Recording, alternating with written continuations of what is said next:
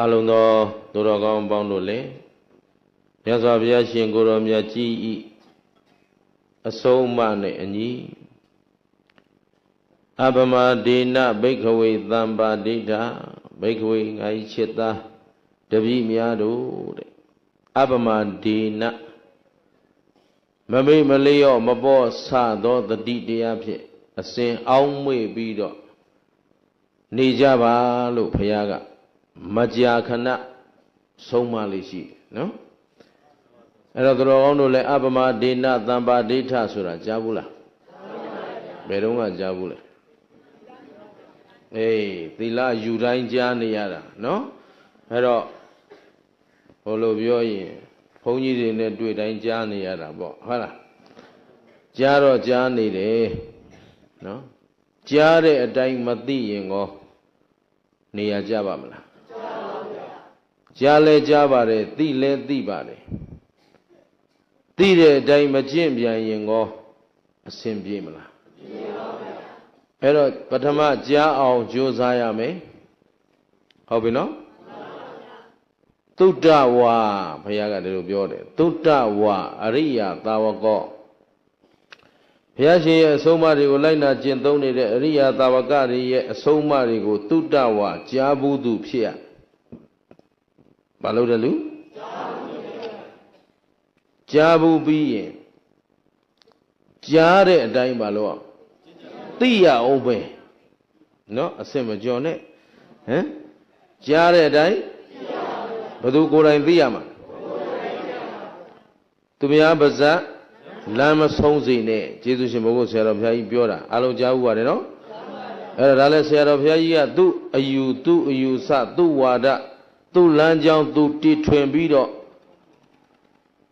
ဝါဒတစ်ခုတီထွင်သွားတာလားဘုရားအဆုံးအမအတိုင်းပြောသွားတာလား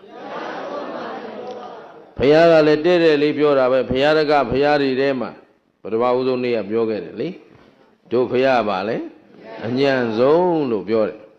အဲ့ဒီမှာတို့ဘုရားပါပြောတယ်တခြားသောဘုရားတွေကငါအယုံကြည်ငါကိုယ်ွယ်ငါအားထားငါကပဲမင်းတို့ကိုကဲမယ်ငါကပဲမင်းတို့ကိုတာဝန်ယူတယ်ဒီလိုလားတယ်ဘုရားကတော့ငါတာဝန်မယူဘူးဒီပြင်ပါပြောသေးဆိုငါအကုန်လုံးကိုသိတဲ့ဘုရားမှန်နေတဲ့ဒါပေမဲ့ငါပြောတာနဲ့လည်းမင်းတို့မယုံနဲ့အောင်နဲ့ကဲဘယ်လောက်ရှင်းလဲသဘောပါသလားငါဘုရားပဲငါသိတယ်ငါပြောတာယုံတော့လို့အဓမ္မဆန်တဲ့စကားဘယ်တော့မှမပြောရှင်းလားအဲ့တော့ဥဒုမင်္ဂလာလည်းဥဒုမင်္ဂလာပြောတာယုံပါလို့မပြောရဲပါဘူးဘုသူညာနဲ့စီစစ်ရရှင်းတယ်နော်ဒါကြောင့်ဗုဒ္ဓဘာသာတွေတနေ့နဲ့တနေ့ဆုပ်ယုပ်ပျက်စီးအားနည်းလာတဲ့ဒုဗုဒ္ဓဘာသာဒုဗုဒ္ဓဘာသာလို့ပြောတာတော့ဒါကိုယ်တိုင်လေးစားသောမြတ်နိုးသောတန်ဖိုးထားသောဘာသာသာသနာဖြစ်နေလို့ဒုလို့ထည့်ပြောရတယ်ဒါပေမဲ့ဒီသာသနာကြီးဟာတဦးတယောက်တည်းရဲ့မူပိုင်လားတတ္တဝါအားလုံးနဲ့ဆိုင်သလားဘုရားရှင်ရဲ့အဆုံးအမဟာသိပ်လွတ်လပ်တဲ့အဆုံးအမပါသိပ်ပြီးတော့အေးချမ်းတဲ့အဆုံးအမပါတရားတော်တွေမှာဘာအနောင်ဖွဲ့မှမရှိဘူးဘုရားကလောကကြီးကိုဒဏ်ခတ်တယ်လို့လည်းမရှိဘူးသူ့အဆုံးအမတိုင်းနေလို့ဆုပေးတယ်လို့လည်း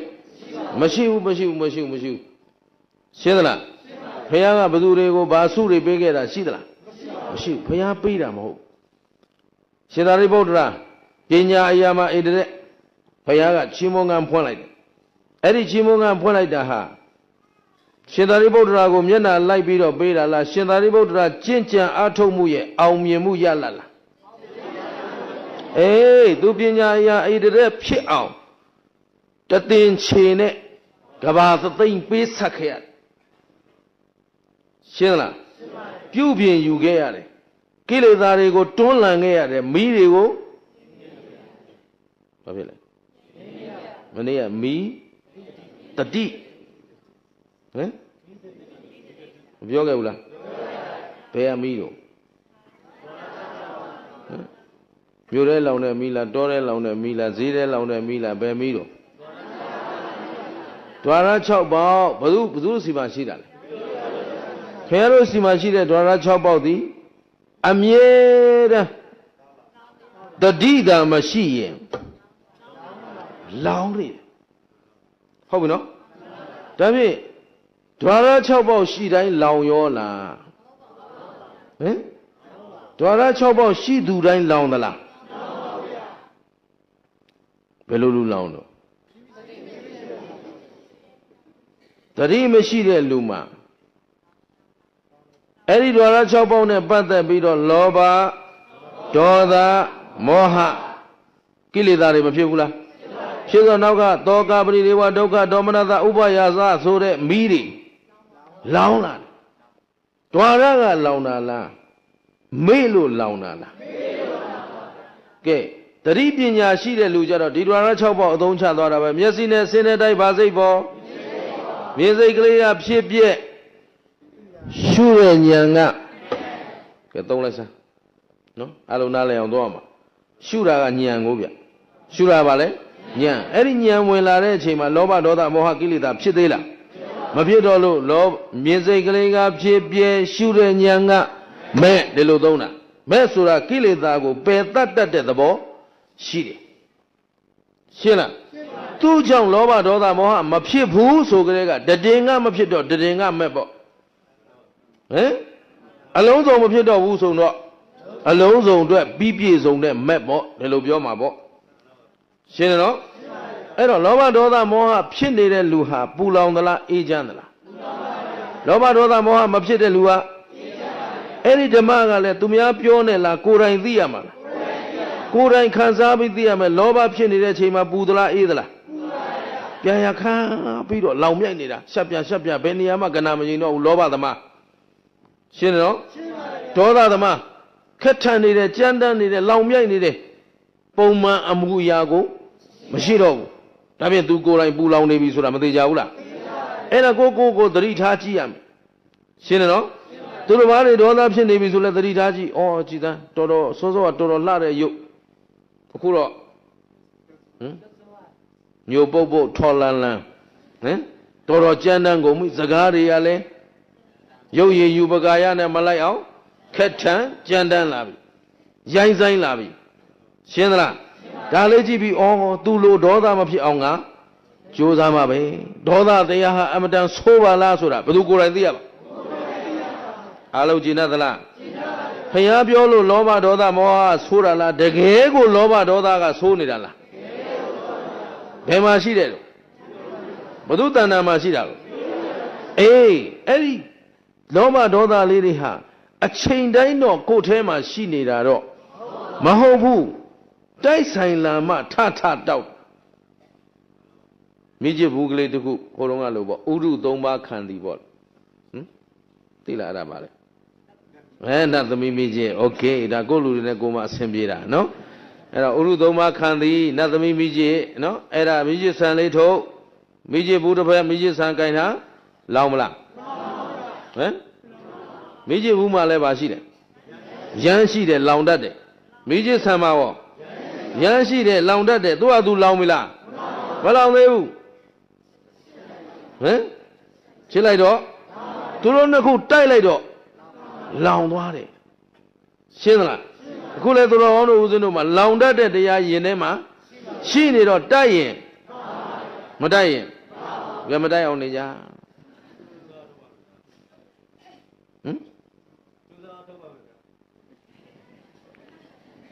ပြောတာတော့ကောင်းတယ်မှန်တော့မမှန်ဘူးမတိုက်အောင်နေလို့ရောင်ဝါးတွေမကြိုက်တာဗုဒ္ဓဘာသာတွေနော်ဦးဇင်းဒီလိုပြောလိုက်လို့သူတော်ကောင်းတို့ကိုစော်ကားတာမဟုတ်ဘူးနော်တရားသိအောင်ပြောနေရတော့သိအောင်ဓမ္မဂရိကမှာပရိယေမျိုးစုံသုံးရပါတယ်စัจကျင်ဘက်လေးတွေလည်းလှုပ်ပြရင်လှုပ်ပြရတယ်ထော်လော်ကန့်လန့်လည်းဖြည့်အောင်လှုပ်ချင်လှုပ်လိုက်ရတယ်ရေလိုက်ငားလိုက်လည်းသွားခြင်းသွားလိုက်ရတယ်အဲ့တော့အခုပြောနေတာကမတိုက်အောင်နေကြဆိုတာဓာရ6ပေါက်ရှိရင်အာယုံ6ပါးနဲ့မတိုက်ဖဲနေလို့ရကိုမရဘူး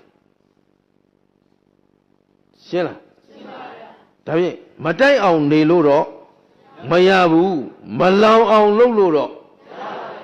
ရပါမလားဟမ်မျက်စိမြင်မျက်စိနဲ့အစင်းနဲ့တိုက်ပြီးလောဘမဖြစ်အောင်နေလို့ရပါမလားဒေါသမဖြစ်အောင်ရမလားဘာနဲ့နေမလဲတတိအပမဒေနအာနဝံအပမဒေနမမေ့မလျော့မပေါ့ဆတဲ့ပုဂ္ဂိုလ်ဟာဒီအာနဝံကိလေသာဒေါကြီးကိုသမုဒ္ဒရာကြီးကိုတန်တရာသမုဒ္ဒရာကြီးကိုကူးဖြတ်နိုင်တယ်မမေ့ရင်ကူးဖြတ်နိုင်တယ်မေ့တဲ့လူတော့ရှင်းရလားကောင်းပြီအဲ့တော့ဒီနေ့နည်းနည်းလေးဗုဒ္ဓဘာသာတို့ရဲ့အသိတရားလေးတွေအတွက်အထောက်ပံ့ဖြစ်နိုင်မယ်လို့ထင်တာလေးတစ်ပုဒ်ကိုဦးဇင်းတို့ဒီနေ့သုံးပေးပါမယ်။ရသော်ဘုရားရှင်ကိုရောမြတ်ကြီးသက်ကတိုင်းဗာတိုင်းသက်ကတိုင်းဒေဝဒဟနိဂုံးမှာဒေဝဒဟတိုင်းပြည်လို့လည်းပြောကြတယ်။ဒါပေမဲ့ဒီမှာတော့နိဂုံးလို့ဆိုတော့ရွာကလေးပေါ့နော်။သက်ကတိုင်းဆိုတော့ဒါဘုရားရှင်ရဲ့ဇာတိတိုင်းပါပဲဘုရားရှင်ကိုရောမြတ်ကြီးကသက်ကတိုင်းကပ်ပြီးလို့နေပြီးတော့နော်ဒါကသူ့ရဲ့မွေးရဇာတိမြေပေါ့နေပြီးတော့မှမွေးတာတော့မဟုတ်ဘူးဒါပေမဲ့ရှိစေတော့အဲ့ဒီလဲတို့မရောက်ဘူးတော့ဘယ်နှမွေးတယ်မသိဘူးပေါ့လေနော်အဲ့တော့သက်ကတိုင်းဘုရားရဲ့မွေးရဇာတိတိုင်းတွေကဒေဝဒဟဆိုတဲ့ဏိဂုံးကလေးမှာဘုရားသတင်းသုံးပြီးတကားလားနေတော့ယဟန်တွေကတချို့သောယဟန်တွေပေါ့ဘုရားရှင်မှာသွားပြီးတော့ခွင့်ပန်ကြတယ်ကြော့ကြတယ်ဝါကျွတ်လာတော့အရှင်ဘုရားတပည့်တော်တို့ခွင့်ပြုပါဘုရားမင်းတို့ဘယ်သွားမလို့တပည့်တော်တို့ပိစိကာသံလဟိုးတိုင်းကြပြည်ကြနေကြအရက်ကိုသာသနာပြုဆိုပါတော့ဒါကတော့သူ့မင်္ဂလာနည်းနည်းထည့်ပြောရတာတိုင်းကြပြည်ကြသွားမယ်ကိုတော်တွေသွားအလကားသွားတာမဟုတ်ဘူးဘာလို့ဖို့သာသနာပြုဖို့သွားမှာဒီလိုဖြစ်မှာဟုတ်ဗျစိတ်ကူးနဲ့ပြောကြည့်ရတာနော်စာထဲမှာတော့သာသနာပြုသွားမယ်လို့မပါဘူးသွားမယ်လို့ပဲပါတယ်ဟုတ်ပြီနော်တော့ကြစောရကတက်လာမှဆိုလို့အကုန်တစ်ခါတည်းပိတ်ထားနော်စားရဲရှိတာမဟုတ်ဘူးကိုပြောတာကြိုက်ရင်ယူမကြိုက်ရင်ပဲလိုက်ဟုတ်ပြီနော်အဲ့တော့ပိစိကသံလဆိုတဲ့မစ္စိကသံလလို့လည်းတချို့ကရေးတယ်ပိစိကသံလလို့လည်းရေးတယ်စာတွေကဘယ်လိုရေးတယ်မသိဘူးကွန်ပျူတာခေတ်ဆိုတော့ကွန်ပျူတာခေတ်ဆိုအကုန်လွဲတာပဲသဘောပါလားအရင်တော့စာစီစာရိုက်ဆိုရင်သူကအခရာစင်နဲ့ဟိုဟာနဲ့တပ်ပုံနဲ့ဘာနဲ့ကျွမ်းကျင်မှဟုတ်အခုတော့လက်နေစဲကွန်ပျူတာမောက်ကိုနှိပ်တတ်ရင်နော်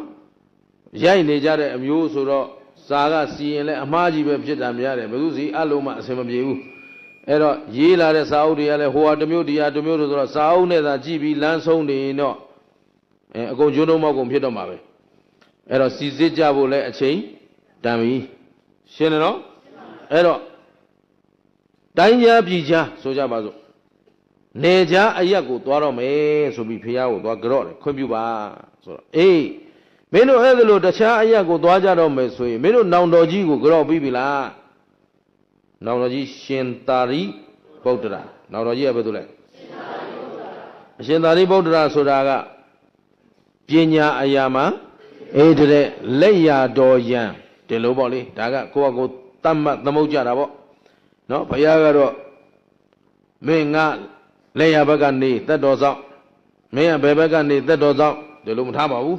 နော်အစဉ်ပြေသလိုခြေချင်းကြွသွားတာပါပဲနောက်ကနေအစဉ်ပြေသလိုလိုက်ရတာရှင်မမောက်ကလန်နဲ့ညာဘက်ကရောက်ရင်ရောက်နေမှာပါပဲရှင်သာရိပုတ္တရာလည်းဘယ်ဘက်ကရောက်ရှင်ရောက်နေမှာပါပဲဒါအခမ်းအနားကြီးနဲ့လျှောက်ပြောနေလို့ပြောရတာပါအဲ့တော့ဂုံဘုတ်အနေနဲ့ပြောတော့လက်ရတော်အယံဟုတ်ပြီနော်ပညာအရာဧတတဲ့နောက်သူ့ဘွဲ့တူးတစ်ခုရှိသေးတယ်ဓမ္မသေနာပတိဗါတယ်လေဓမ္မသေနာပတိဆိုတာတရားစစ်သူကြီးရှင်းသလားအဲ့တော့ဘုရားရှင်ကိုရောမြတ်ကြီးအမတန်အားထားရတဲ့လက်ရင်တစ်ပည့်ကြီးမို့လို့လက်ရတော်ရံတယ်လို့ပြောတယ်အဲ့တော့မင်းတို့နောင်တော်ကြီးရှင်သာရိပုတ္တရာကိုကြော့ပြီးကြပြီလားမေးတော့မကြော့ရသေးပါဘူးဘုရားအဲ့ဒါဖြင့်သွားသူကြော့လိုက်ကြအောင်သူဟာမင်းတို့တန်ဃာတွေအတွက်အမတန်ကျေးဇူးများတယ်ကွာမင်းတို့နောင်တော်ကြီးဟာညီငယ်တွေကိုဆုံးမတဲ့နေရာမှာအမတန်ထူးချွန်တယ်ဟေ့ဘုရားကဒါလေးပြောလိုက်ဆိုတော့ယဟန်တွေလည်းသွားကြတာဗောလေဒီနေရာမှာဦးဇင်းတို့ဘုရားရှင်ကိုရောမြတ်ကြီးကမင်းတို့နောင်တော်ကြီးစီတွေ့ပြီမလားလို့မေးတာသည်ရှင်သာရိပုတ္တရာကိုအမွန်းတင်ခြင်းယုံတက်တော့မဟုတ်ဘူးဘုရားပြောလိုက်တယ်ဆိုအကြောင်းတော့ရှိမယ် အဲ့တော့ဟိုတပည့်တွေကလည်းကဲဘုရားကဒီလိုပြောတယ်သွားကြောကြအောင်တို့ဆိုရင်လဲရတော်ရန်ကြီးစီသွားကြောတော့ဘုရားရှင်သာရိပုတ္တရာကိုရောမြတ်ကြီးကဘယ်သွားကြမလို့ဒီလိုပဲပစ္စည်းကတန်လအယတပည့်တော်တို့သွားမလို့ပါဘုရားကောင်းပြီဒါဖြင့်မင်းတို့ဘုရားဖူးခဲ့ပြီလားဖူးခဲ့ပါပြီဘုရားရှင်ကိုရောမြတ်ကြီးကအရှင်ဘုရားထံကြောပါအောင်လို့လမ်းညွှန်လိုက်လို့ဆိုတော့ရှင်သာရိပုတ္တရာသဘောပေါက်ပြီဒါအကြောင်းမဲ့သက်ငါလွတ်တာတော့မဟုတ်ဘူးပညာရှိတို့အတွေးပေါ့နော်ပညာမဲ့တို့အတွေးဆိုရင်တွေးလားဘုရားကြောယုံလည်းမပြီးဘူးငါလည်းကြောရအောင်ပါဟမ်သဘောပါလားအဲ့လိုဒါယာရုရှိသလောက်လိုက်ကြောနေရရင်လေရှင်သာရိပုတ္တရာပြီးရှင်မောက္ကလံကြောရမယ်ပြီးရင်ရှင်မကတ္တဗကြီးတို့ကြောရအောင်မယ်အနုယုဒ္ဓတို့ရှိသေးတယ်နောက်ကအတိတိရှိจิตအကုန်ကြောမထွက်နဲ့တော့အဲ့နှစ်သဘောပါလားဒါယာရုပေးထားတာလားတာဝန်ပေးလိုက်တာလားတာဝန်ပေးလိုက်တာဘုရားကပြောဆိုဆုံးမခြင်းမရလို့ကဲသွားမင်းတို့သာရိပုတ္တရာဆုံးမလိမ့်မယ်သွားရှင်းလားပညာမဲ့တဲ့လူကအဲ့ဒီအဆင့်တန်းကိုမဲ့နေတာဘာအဆင့်လိုချင်တယ်ဘာအဆင့်ဖြစ်ချင်တယ်ငါကဘာလဲသူကဘာလဲရှင်းလားပညာရှိတဲ့လူကတာဝန်ကိုပဲစောင့်နေတယ်ပညာရှိတဲ့လူကတာဝန်မဲ့နေတတ်ရင်လူကိုမဟုတ်ရှင်းလား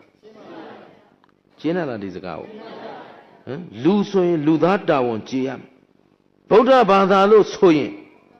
ဗုဒ္ဓဘာသာအပေါ်မှာတာဝန်ကြည်ရမယ်ဗုဒ္ဓအပေါ်မှာတာဝန်ကြည်ရမယ်ဓမ္မအပေါ်မှာတာဝန်ကြည်ရမယ်သံဃာအပေါ်မှာဒီတဲ့ဒီမှာမိဘအပေါ်ဒါလည်းပါသေးတယ်ဒီနေ့ဗုဒ္ဓတရားတော်နဲ့တွေ့တာမိဘကျေးဇူးကင်းသလားမိဘဟန်ကိုယ့်အပေါ်မှာအများကြီးလွှမ်းမိုးဆွဲဆောင်ထားတယ်ဆိုတာမသိကြဘူးလားလက်ဦးစေအမြည်တိုက်သာသာပုပ္ပါစရိယမိတဲ့ကဒီတဲ့ဗုဒ္ဓဘာသာတွေလိုက်ပြီးစရင်ကောက်ကြည့်လိုက်ကိုယ့်ဟာကိုယ်ကြိုက်နှစ်သက်ပြီးတော့ယုံကြည်ပြီးတော့လေ့လာစမ်းစစ်ပြီးမှဗုဒ္ဓဘာသာကိုခံယူလာတဲ့ပုဂ္ဂိုလ်နဲ့မယိုးဖလားဘယ်တင်းကများလဲ99.99999% ရှင်းလားအဲ့တော့မိဘကြောင့်သာလျှင်ဒီဘာသာနဲ့လာတွေ့တာအဲ့တော့ဒီမှာမိဘကျေးဇူးကောရှိမရှိရှိပါတယ်ဆရာသမားကျေးဇူးကောရှိပါတယ်မိဘကျေးဇူးရှိရင်မိဘအပေါ်မှာတာဝန်ကြည်ရအဲ့ဒါမှလူရှင်းလားရှင်းပါတယ်ခွေးလေးတွေကြောင်လေးတွေသူတို့နှုတ်ကြတော်ကြည့်တယ်မိဘတွေပါလေသိလားမသိပါဘူးမသိတော့မိဘကျေးဇူးဆက်တယ်လို့မရှိဘူးတော့တလိမ့်ဆန်ကိုဗျခင်ဗျားတို့တော့ပါလေလူဆိုရင်လူကျင့်ဝတ်ကိုသိရမယ်တာဝန်သိရမယ်တာဝန်ယူတတ်မှလူရှင်းလားအဲ့ဒါဒီစကားခမဲတော်ကြီးကိုပူဇော်ရင်းပြောတဲ့စကားပါဥဒုမင်္ဂလာငယ်ငယ်တုန်းကကိုယ်ကုံပုံလေးတွေကြွားအောင်မယ်နော်နောင်ထေရုပတ္တိမှာဒါရေးရမှာပေါ့လေနော်ဥဒုမင်္ဂလာငယ်ငယ်တုန်းကအမတန်ပြင်းတယ်very lazy boy ပေါ့နော်အချိန်ပြည့်အိမ်အိမ်မအိမ်ရင်စားမစားရင်ကစားဘာလုံးမှမရှိစားကြက်ခိုင်းတယ်အဖေကအောင်ပြီးတာပဲဖေကလည်းငါသားတွေပဲမှနေကြက်မနေနဲ့နော်အမေကပဲကြက်ခိုင်းတယ်အဖေကမကြက်ခိုင်းဘူးအေးဆေးပဲ easy going အဖေနဲ့အဆင်ပြေတယ်နော်အဲ့ဒါလိုနဲ့ပြင်းထူလာလိုက်တာအရွယ်ရောက်လာတဲ့အထိပြင်းတော့အဲ့ဒီမှာမှအဖေကစကားတစ်ခွန်းပြောပါတယ်ငါသားဟိုဟာလေးလှုပ်လိုက်စမ်းထားလို့ဒီဟာလေးလှုပ်လိုက်အောင်ထားလို့နောက်တစ်နေ့မခိုင်းမလို့ဆိုတော့နောက်တစ်နေ့3ရက်လောက်တော့သူစိတ်ရှည်လက်ရှည်ခိုင်းတယ်ဟဲ့ကောင်ဘာလုံးအောင်လေဟုတ်ကဲ့ထားလို့ကိုယ့်ဟာကိုယ်ဘာတစ်ခုမှမစင်စားဘူး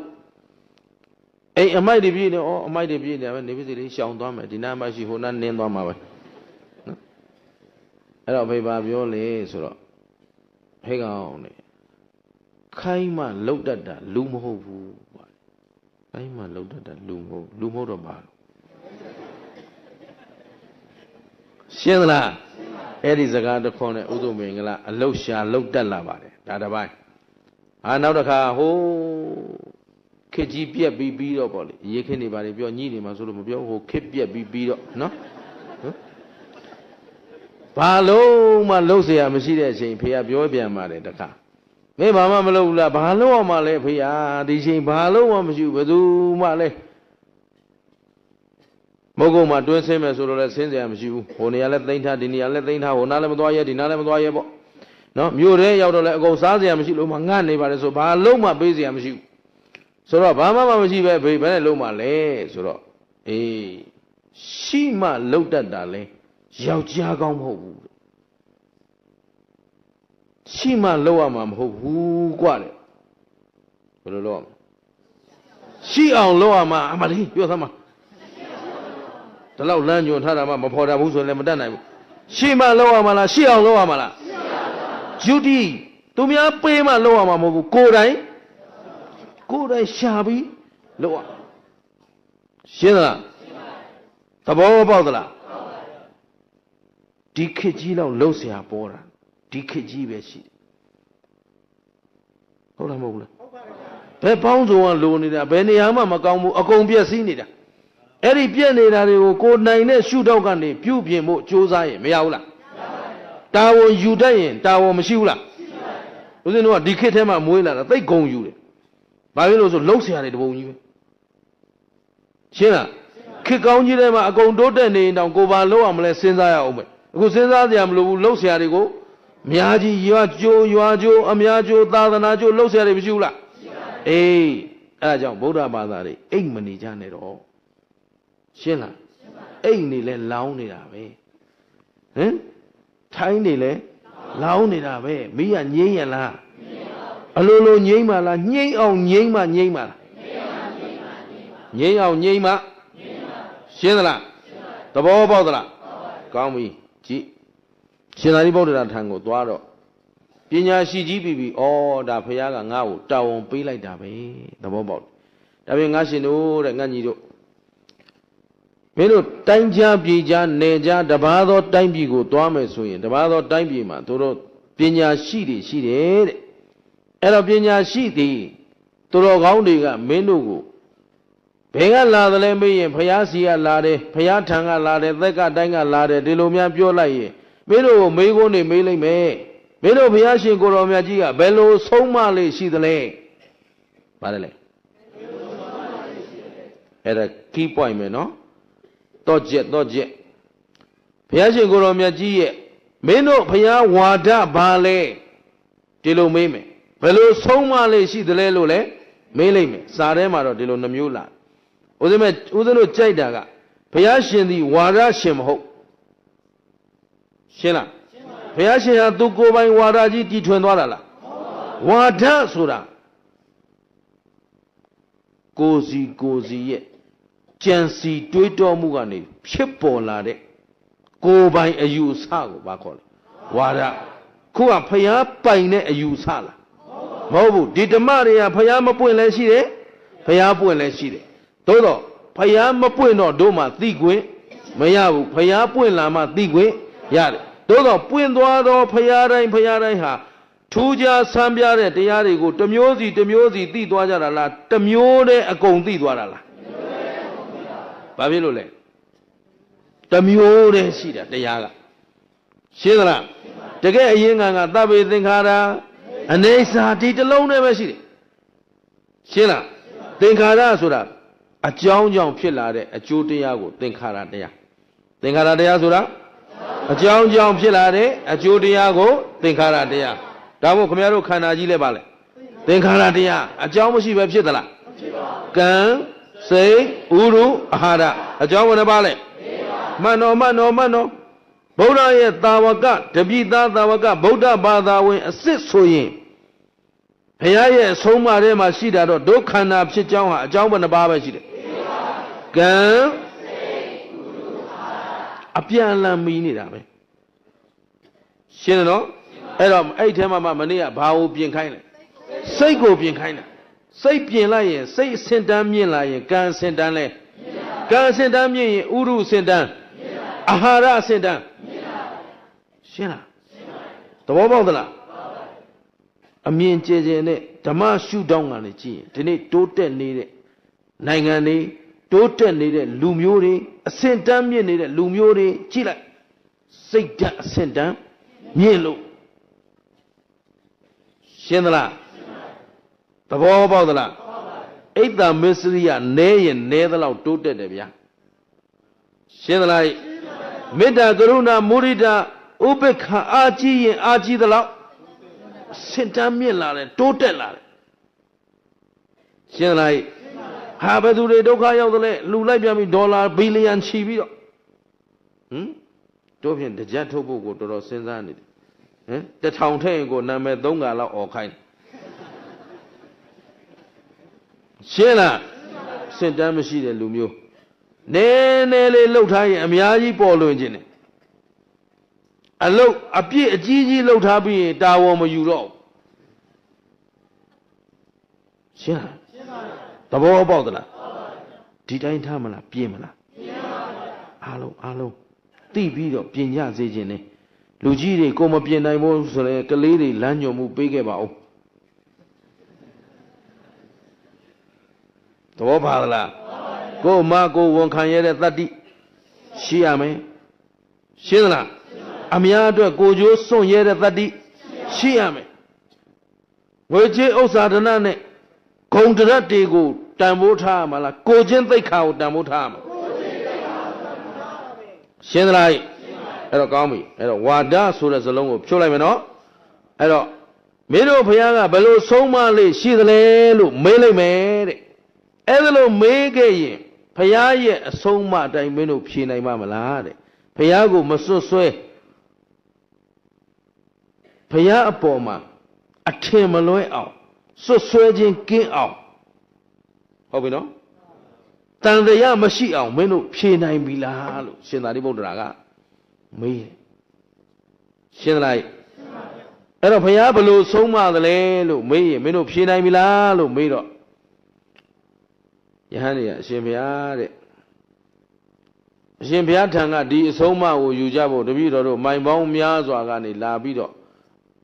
ပင်ပန်းဆင်းရဲစွာအရှင်ဘုရားထံကိုရောက်ခဲ့ရပါတယ်ဘုရားတဲ့အရှင်ဘုရားဆုံးမမယ်ကာလသာဖြစ်ပါတယ်ရှင်ဘုရားပြောပါဆိုသူတို့မသိဘူးပေါ့ရှင်းသလားဟောပညာရှိပြီးမသိဘူးလို့မပြောဘူးဘယ်သူဆုံးမမယ်ကာလ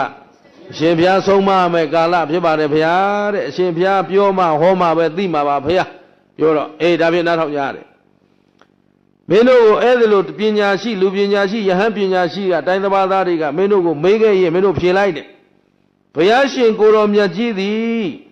သူ့ရဲ့တပည့်သားသာဝကတွေပေါ်မှာသန္ဓရာဂပယ်ဖို့အမြဲဆုံးမလေးရှိတယ်ဘာနဲ့ပယ်မယ်သန္ဓရာဂဒါစားလို့ဟုတ်ပြီနော်ဒီဘက်ကသန္ဓဆိုတာဖြစ်ချင်တာ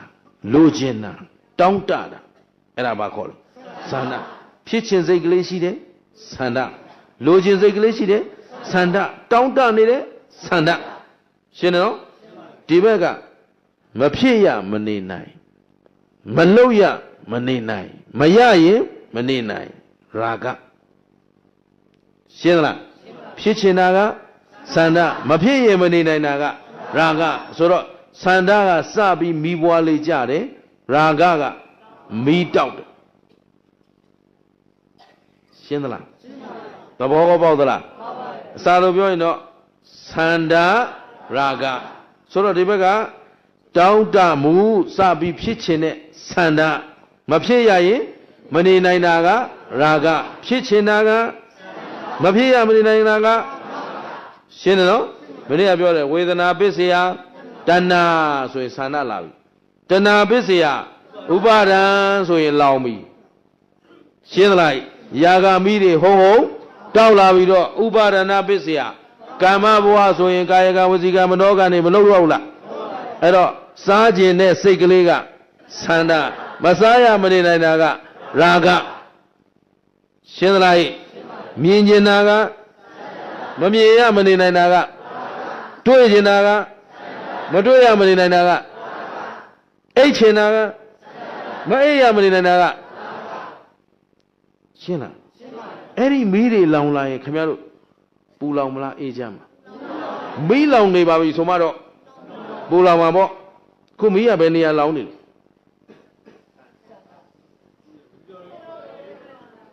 သူတော်ကောင်းတို့ရဲ့ခန္ဓာမှာဓွာရဘယ်နှပေါက်လဲရှင်းတယ်နော်ဓွာရဘယ်နှပေါက်ပြောပါလိမ့်လေ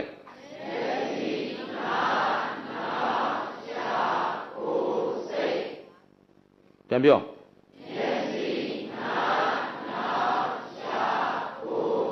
အဲ့ဒါဘယ်မှာရှိရတေချာပေါက်ရှိလားအဟုတ်ရှိလို့လားတေချာတယ်နော်ကဲကြည့်အောင်လက်ညှိုးထောင်လက်ညှိုးထောင်ကြားလားလက်ညှိုးတွေပါလားကြည့်သားလူတဝက်ကြော်မထောင်ခေါ်ကျင်စရာပဲနော်ဟုတ်ဒဲအိုးရောက်မဲ့ဟာကြလက်မြောက်ဆုံးမြောက်သွားမှဒဲအိုးကိုဘုန်းကြီးခိုင်းတာခင်ဗျားတို့ဘုန်းကြီးခိုင်းတာလုံးလို့များငရဲသွားမလားဟမ်ဘယ်ရောက်အောင်ပို့ကျင်တာနိဗ္ဗာန်ရောက်အောင်ပို့မလို့ထောင်းဒီလိုမှရတာသိတယ်ဗမာလူမျိုးကကွန်မြူနစ်စနစ်နဲ့မှရမှာခင်ဗျားတို့ကြောက်သိနော်ပြောဦးမှာနောက်ကျရင်ဒီလက်ညှိုးထောင်တဲ့ကိစ္စကိုအဖြေထုတ်ပေးဦးမှာနော်ကိုမျက်လုံးကိုရောထောက်တတ်သလားဟမ်ကိုမျက်စိကိုသိလားထောက်ကြည့်သမှာဟုတ်ပြီနားရောနှာခေါင်းလျှာကိုယ်စိတ်ရပြီကိုယ်ဆိုဒီနာထားစိတ်ဆိုဒီနာထားနော်ဟုတ်ပြီနော်ရပြီလားထောင်းအလုံးလက်ညှိုးထောင်းကဲစမယ်ဒေါ်လာ6ပေါက်ပြောမျက်စိနာလျှာကိုယ်စိတ်ပြန်တော့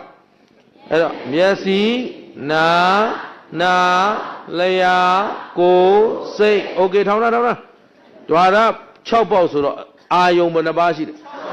အဲ6ပါးပြောကြည့်အစင်အသံအနံ့အရသာတွေးထိစရာကြံတွေးစရာပြန်ပြောအာယုံ6ပါးအစင်အသံအနံ့အရသာတွေးထိစရာကြံတွေးစရာအာယုံ6ပါးအဲ့တော့အာယုံနဲ့ဓွာရတိုက်တော့စိတ်တွေဖြစ်လာတယ်အာယုံဓွာရတိုက်တော့ဘာဖြစ်တော့စိတ်တွေဖြစ်လာတော့ဓွာရ6ပေါက်ရှိသလိုအာယုံဘယ်နှပါးရှိတယ်ဒါဖြင့်စိတ်လဲ6စိတ်ပြောကြည့်မြင်စိတ်ကြားစိတ်နာမ်စိတ်စားစိတ်ယာနာကောင်းစိတ်တွေးတော်စိတ်ပြန်ပြောမယ်ထောင်းပြန်ပြောမယ်မြင်စိတ်ကြားစိတ်နာမ်စိတ်စားစိတ်ယာနာကောင်းစိတ်တွေးတော်စိတ်ချလိုက်တော့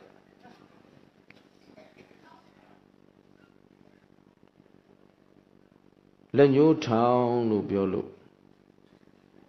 မထောင်တဲ့ပုဂ္ဂိုလ်ဟာဘုရားကိုလည်းစော်ကားတယ်တရားကိုလည်းစော်ကားတယ်သံဃာကိုလည်းစော်ကားတယ်ဆရာသမားကိုလည်းစော်ကားတယ်ဘုရားကိုလည်းမထီမဲ့မြင်ပြုတယ်မြည်တယ်တဲ့တရားကိုလည်းမထီမဲ့မြင်ပြုတယ်မြည်တယ်တဲ့သံဃာကိုလည်းမထီမဲ့မြင်ပြုတယ်မြည်တယ်တဲ့ဆရာသမားကိုလည်းမထီမဲ့မြင်ပြုတယ်မြည်တယ်တဲ့ဒီဘဝနိဗ္ဗာန်မရနိုင်ပြန်တော့ရှင်းလားသဘောပေါက်သလားဒီဆရာသမားထံမှာအဆုံးမလာယူလို့ဒီဆရာခိုင်းတာမှမလုံနိုင်ရင်ဘယ်တော့မှမလာခဲ့နဲ့ရှင်းမလား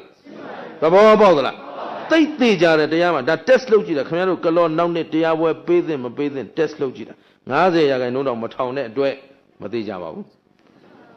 ရှင်းလားတရားယုံကြည်မှုနောက်တစ်ခုလက်ညှိုးထောင်းမှပြောတယ်တရားထက်တဲ့လူထောင်းဆိုထောင်းပေါ့လက်ညှိုးခင်ဗျားတို့လက်ညှိုးဘယ်သူကဖမ်းမှာတော့နော်လက်ညှိုးဖမ်းတဲ့လူဒီထဲမှာမရှိပါဘူးရှင်းသလားလက်ညှိုးထောင်းလိုက်လို့များခင်ဗျားတို့ဘာတွေဆုတ်ယုတ်သွားမလဲဘာတွေပျက်စီးသွားမလဲကဲဆရာစကားနားထောင်တဲ့လူနဲ့နားမထောင်တဲ့လူဘယ်သူကရှက်ရမှာဒါပြင်လက်ညှိုးထောင်တဲ့လူနဲ့မထောင်တဲ့လူဘယ်သူကရှက်ရမှာဘယ်သူလို့လက်ညှိုးလေးကိုသူများမြင်မှာစိုးတယ်တဏှာလိမ့်ရမှာတော့မရှက်ဘူးလက်ညှိုးထောင်မှာကြာရှက်တယ်တကယ်ကတဏှာလိမ့်တာကိုယ့်အတွက်လားသူများအတွက်လားသူများကြည့်ဖို့လိမ့်တာဗျရှင်းသလားအဲ့ကတဏှာရှင်းတဏှာသွင်းနေကြတဲ့တော့ရှက်ဖို့ကောင်းနေပြီဟမ်သဘောပါသလားရှင်းရောရှင်းသလားထားခုနပြောချင်တာလေးပျောက်သွားတချို့ကတရားမရှိမထောင်ပြဘူးခုနပြောလိုက်ထောင်ပြပြီးပြီနော်လက်ညှိုးဝုန်းရဲမထောင်နိုင်ဘူး အဲ့တော့ဒီပုဂ္ဂိုလ်မှာရဲရင်ပြတ်သားတဲ့ဓမ္မအပေါ်မှာယုံကြည်မှုဓမ္မအပေါ်မှာပြတ်သားသောယုံကြည်မှုမရှိလေးစားမှုမရှိတန်ဖိုးထားမှုမရှိတဲ့အတွက်ဒီပုဂ္ဂိုလ်အတွက်လည်းဝေးပါသေးတယ်ဟုတ်ပြီနော်နောက်တစ်ယောက်တချို့လက်ညှိုးကြီးထောင်ထားတယ်ကိုမျက်စိကိုထောက်တတ်လားလို့ဆိုတော့ရည်တယ်ခင်ဗျားတို့ကမထောက်တတ်တဲ့လူတွေဟောတယ်မှာတပုံကြီးပါသူများမျက်စိနားနာငေးဟမ်အဲ့တော့ကိုမျက်လုံးကိုမှမသိတော့ရင်လည်းတရားမရနိုင်တော့ဘူးပြန်တော့ရှင်းသလားအဲ့ဒါမောဟများတဲ့လူလို့ခေါ်တယ်ဒါ test လုပ်ကြည့်တာတရားစခန်းဆိုရင်ခင်ဗျားတို့ဒီလက်ညှိုးမထောင်လို့တော့ခဲတော့ပြန်တော့မြန်အဲ့ရလိပ်ပြီးတော့ကျုပ်ပင်ပန်းတယ်မပြောနိုင်တော့ရှင်းလားအလကားစမ်းတယ်မဟုတ်ဘူးတချို့ကလာတယ်မျက်စိနာဒီဘက်နီးလေးရှိပါတယ်ဒီသွားနော်အဲ့ဒါကြတော့ရင့်နေတာဒီလူကလည်းဝေ့နေအောင်မှာတော်နဲ့ရမှာမဟုတ်ဘူးဒီနာကကလေးရှိရသားနဲ့ကိုဘယ်နဲ့ထောက်လဲမျက်စိနာဒီမှာရှိပါတယ်ဒီသွားတယ်သွားဟမ်သဘောပါသလားအဲ့ဒါမျက်စိနာဆိုတော့သူကဒီရောက်နေတယ်သူကနှာခေါင်းကြမမီတော့ဘယ်လိုက်လို့လိုက်ရမှမသိတော့ဒါဝဆေးုံတွေမှာလူမမာလာပြီဆိုဆရာဝန်ကမေးတယ်မေးဘေးကလူကဝင်ဖြေတယ်မဖြေနဲ့ဆရာဝန်ကမကြိုက်ဘူးဘာလို့လဲဆိုဒီလူမမာရဲ့အခြေအနေဘယ်လောက်ရှိသလဲသိကျင်လို့မေးတာဟုတ်ပြီနော်နောက်လက်မထောင်အမေကြီးမျက်စိကြည့်ဆိုတော့ဒီလက်မရွေ့တဲ့နေရာမျက်စိမကြည့်နိုင်တော့ရင်သေချာပြီပြန်သာခေါ်သွားတော့ရှင်းလားအဲ့ဒါသဘောမပေါတော့ဘေးကလူမမာဆိုမှပင်မအောင်လို့နေတာမဟုတ်နဲ့မေသေးမလားမသေးလားကြည့်နေတာဆေးမိမလားမမိဘူးလားပေါ့လေအခုလည်းခင်ဗျားတို့ဆေးမိမမိစမ်းကြည့်တာခင်ဗျာရှင်းသလားအဲ့ဒါဒီပုဂ္ဂိုလ်ဆေးမိဖို့တော်ကြိုးစားရအောင်မယ်သဘောပါလားအဲ့တော့ဆရာသမားခိုင်းပြီဆိုရင်အဓိပ္ပာယ်ရှိလို့ခုမှရှင်သာရိပုတ္တရာပြောပြီဖယားကလွတ်လိုက်တာအကြောင်းမဲ့လွတ်တာဟုတ်ခုလည်းလက်ညှိုးထောင်းလို့ပြောတာအကြောင်းမဲ့ထောင်ခိုင်းတာမဟုတ်ဘုရားတို့တရားပေါ်မှာဘယ်လောက်ယုံကြည်သလဲဘယ်လောက်တန်ဖိုးထားသလဲသိကျင်လို့ထောင်ခိုင်းတယ်ရှင်းလားသဘောပေါက်သလားဒီမှာကိုယ်ရန်သူတွေဘယ်သူကိုယ်တိုင်သိရမှာဒီလက်ညှိုးကတသံတရားလုံးဘယ်ထိုးလာတယ်ထင်လို့သူများထိုးတာသူများထိုးပြီးတော့ရှင်းသလားသဘောကလာသူများလက်ညှိုးထိုးလိုက်ဒေအိုးသွားလိုက်နောက်တော့လက်ညှိုးထိုးလိုက်ဒေအိုးသွားလိုက်မလို့လွတ်အောင်လို့သူ့ကိုယ်သူပြန်ထိုးခိုင်းတာရှင်းသလားအဲ့တော့နောက်သူများကြည့်ရမလားကိုယ့်ကိုယ်ကြည့်ရမှာအဲ့ဒါနောက်မှတ်ထားပါရှင်းသလားသဘောပေါက်သလားဒီမှာဆေးကုပေးရမယ်လူကလူမာအခြေအနေဘယ်လိုရှိလဲလို့စမ်းကြည့်တာနော်အခုတရားရှိလို့ထောင်တဲ့လူကအမတန်နေတယ်ထောင်ဆိုမှကြောက်လန့်ပြီဒါအပြစ်ခတ်ခံရမှာဆိုလို့သူတို့ကြောက်လို့ထောင်ခွက်နဲ့ပြောတာပါကိုယ်ပြစ်เสียတော့ခွက်ရှိတာရှင်းလားသဘောပေါက်လားကိုယ်အခြေအနေကိုနားလဲသလားဒီမှာတရားပွဲလုပ်တဲ့လူတွေအလင်းစိတ်ဓမ္မဖွဲ့တော့နောက်နေ့အရှင်ပြပေးဦးမှဖြစ်မှာတော့မပေးလို့မဖြစ်ဘူးတော့သူ့လူတွေအဖြစ်တရားမရှိတဲ့လူကဒီထဲ90ရာခိုင်နှုန်းလောက်ပါဟမ်သဘောပါလားရှင်းလားမှတ်ထားဒီမှာဘုရားရှင်ကိုယ်တော်မြတ်ကြီးကအဲ့ဒါကြောင့်လွှတ်လိုက်တာရှင်သာရိပုတ္တရာရှိသာသနာပြုသွားမဲ့ပုဂ္ဂိုလ်တွေကသူများအပြုခံလိုက်ရမှာဆိုလို့ကိုယ်တိုင်ကကိုယ်ထံမှာသာသနာမကိမ့်မဲနဲ့သူများသာသနာပြုလို့ရမလားအဲ့ဒါပဲရေသက်ချာမြဝေဒီနေ့ရေသက်ချာမြဝေတော့မယ်ဝေကန်ဤမေးလိုက်မယ်ကုသိုလ်ခင်ဗျားတို့မှာဒါနာရှိလားသီလရှိလားမေးလာလို့ရှိရင်ခင်ဗျားတို့ရှိမရှိဆိုဖြေခိုင်းတာတခြားကြောင့်မဟုတ်ရေသက်ချာမြဝေတယ်ဆိုတာကုသိုလ်ကိုဝေမှာကိုယ်မှာကုသိုလ်ရှိမှမရှိမှမသိဘဲနဲ့ဝေလို့လူသေးရင်တရဏဂုံတင်တယ်ဆိုတာကြားဘူးလားသေတဲ့လူတင်တာလားကြံတဲ့လူတင်တာဘာလို့ကြံတဲ့လူတင်ရလဲဟိုသေးသွားတဲ့လူနှလုံးသွင်းมาပြီးသားဆွဲသေးသမီးဆွဲသေးပစ္စည်းသွဲသေးဥစ္စာယူမရတာယူလင်တာယူများဖြစ်ခဲ့ရင်ရှင်းလား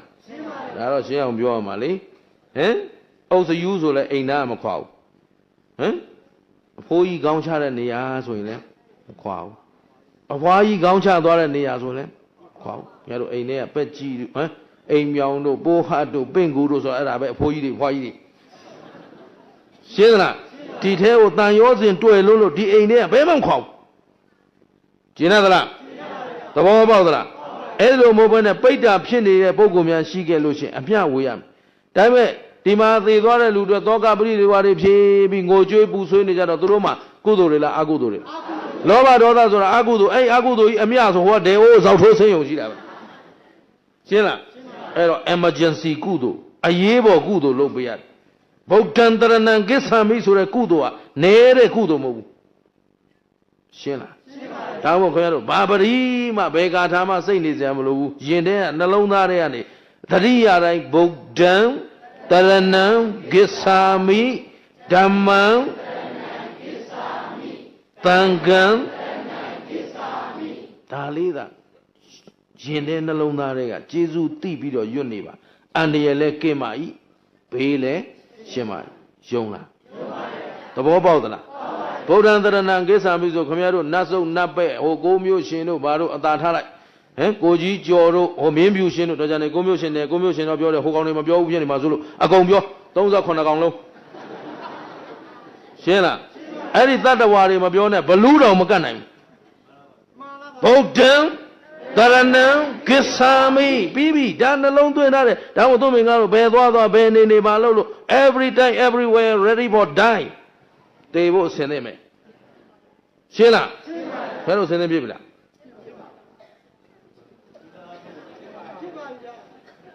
ရှင်းလားကိုယ်မှာသန္တနဂုံမြဲထားတဲ့ယုံကြည်ရအားထားရစစ်မှန်နေတဲ့အတွက်ဗုဒ္ဓံတရဏံကိစ္ဆာမိရွတ်ရင်သိလိုက်မယ်အရေးပေါ်နော်သဘောပေါက်သလားကြည်ရောကြည်နဲ့သလားဒါပေမဲ့ချဲပေါက်အောင်တော့မရွတ်ပါနဲ့နော်အနုအညွတ်တောင်းပါမှာလေထီပေါက်ခြင်းလို့လဲမရွတ်ပါနဲ့ကားမမောက်အောင်လဲမရွတ်ပါနဲ့ရှင်းလားသဘောပေါက်သလားတကယ်တန်ဖိုးထားမှာဗုဒ္ဓံတရဏံကိစ္ဆာမိဆိုတာဖယားဟာငါတို့ရဲ့ကိုးကွယ်ရအားထားရအစစ်အမှန်ပဲလို့ကိုးကွယ်ပါ၏စီးကပ်ပါ၏ဖယားသည်ငါတို့ရဲ့ပါလေကျေးဇူးရှင်မမေ့နဲ့ငါတို့ရဲ့ပါလေဖယားကိုဘာလို့ပြောလဲတိမ်တိမ်မွေ့မွေ့လေးဟောမလို့တက်လာတာဟမ်တိမ်မွေ့လို့ကိုမရဘူးဒီလူတွေရှင်းတော့ဖယားဟာငါတို့ရဲ့ပါလေဖယားကိုဘာလို့ပြောရလဲဘယ်လိုကြော့မှလဲအဲ့တော့ဗုဒ္ဓံတရဏံကိစ္ဆာမိကျွတ်တိုင်းဘုရားဂုဏ်ကျေးဇူးလေးကိုအောင်းမေးပြီးကျွတ်စမ်းပါရှင်းသလားရှင်းပါပြီဤကာကုသိုလ်အကုသိုလ်ဟုထိုဘုံဘဝတွေသိလာရတာဘယ်သူပွင့်လာလို့ဘုရားဆုံးမသာမသိရင်ကုသိုလ်မှန်းကောသိမလားမသိပါဘူးအကုသိုလ်မှန်းကောမသိပါဘူးဘုံဘဝဌာနတွေရှိမှန်းကောမသိပါဘူးအကြောင်းကျိုးတွေရှိမှန်းကောမသိတော့ဘူးတဘဝစာစားရတောက်ရရင်ပြီးရောဆိုပြီးတော့အကုသိုလ်တွေနဲ့ရှာတတ်ဖြတ်ရှာခိုးဝက်ရှာတောင်းရန်ရှာပြီးတော့သွားအဲ့ဒီနဲ့ကြောပုတ်ကျင်ခဲပြန်တက်လာအပေါ်ရောက်ကြီးနိုင်ငယ်ညင်းနိုင်ရာစားပြန်သွားဒီတရားကိုမထွက်နိုင်ခင်ဗျားတို့ကျတို့ရဲ့အမြဲနေအိမ်ဟာရှင်းလားရှင်းပါပြီသဘောပေါက်သလားကောင်းပြီအဲ့တော့မှဘာနဲ့ပေးရမလဲအခုမနေ့ကဒေါ်လာ6ပေါင်းနဲ့ဟောလက်စမလို့အခုသန္ဓယာကပဲမယ်ဆိုရင်ဘယ်ပေါ်မှာရှိတဲ့သန္ဓယာကပဲရမလဲဒေါ်လာ6ပေါင်းတနည်းအားဖြင့်ပြောရင်ခန္ဓာ5ပါး5ပါးလုံးပြောဖို့အချိန်မရဘူးအကျဉ်းချုပ်လိုက်ရင်ယုတ်တရားနဲ့ဒွါရ6ပေါက်သိကြပြီနော်အဲ့တော့မျက်လုံးပေါက်ကနေလဲမျက်လုံးပေါ်ကနေသန္ဓတွေမရှိဘူးလားရှိပါတယ်ကြည့်ရှင်သာရိပုတ္တရာပြောပုံသိသိကြငါညီတို့တဲ့ငါရှင်တို့တဲ့ဘုရားကဘယ်လိုဆုံးမလေးရှိလဲလို့မေးရင်မင်းတို့ဘယ်လိုဖြေမလဲတဲ့မှန်လားပါဗျာတပည့်တော်တို့ရဲ့ဘုရားရှင်ကိုယ်တော်မြတ်ကြီးဟာသန္ဓယာကပယ်ဖို့ဆုံးမလေးရှိတယ်လို့ဖြေပါမယ်ဗျာโอเคဒီထိဟုတ်ပြီအဲ့တော့မင်းတို့ဟိုကထပ်မေးလေဦးမယ်သန္ဓယာကပယ်ဆိုတော့ဘယ်မှာရှိတဲ့သန္ဓယာကဘယ်မှာတော့လို့မေးလေဦးမယ်တဲ့ရှင်းလား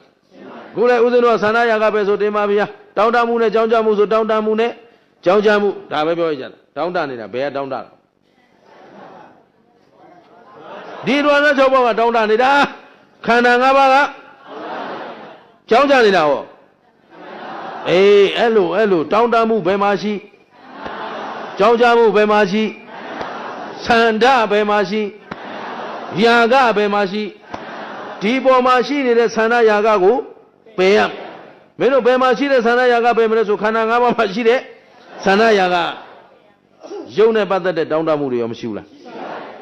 Puni de Lua Mameno Majum Nugena Oh Naganya Adap Shure Bogore Jaro Adap Shuye Uru Dan Makanaimu Bawenjinga Yakala Batiria Banya Dani Makanaimu Era John Dura Nissin Nisa Longari Atali New Dog Nisa Long Bima Jama in a Pizone so to stay. Dabasan Shima so Ada new Ongo Lota. Divaga new Nene Harijaro.